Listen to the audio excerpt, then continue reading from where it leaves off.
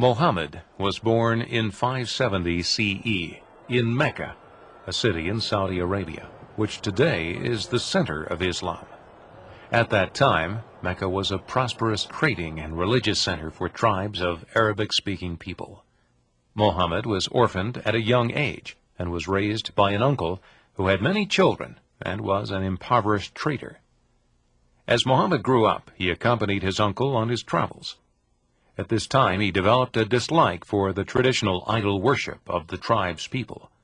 At the same time, he encountered and grew to respect Jews and Christians who worshipped one God.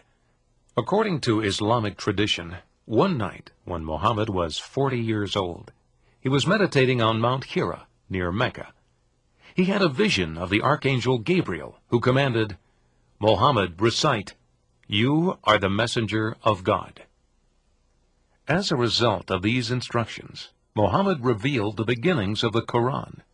Since he could not write, he communicated the teachings orally to all who would listen. Muhammad's revelations continued for the next 23 years, starting a religion that would change the course of history. Muhammad would often stand in the streets, reciting line after line of God's message to him. The people of Mecca worshipped idols and did not like the fact that he denounced their long-held traditions and threatened to take his life. In 622 CE, he fled to a more tolerant city to the north, now called Medina, the city of the Prophet.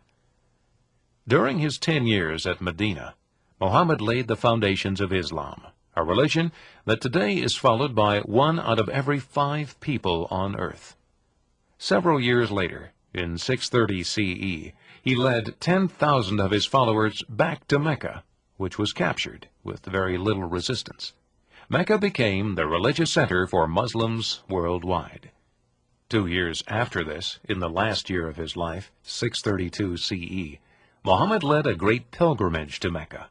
In his final speech to the Muslim community, he urged kindness and respect toward others, especially women. There's a saying of the Prophet where someone came to him and said, "I want to give charity, but I don't have any money."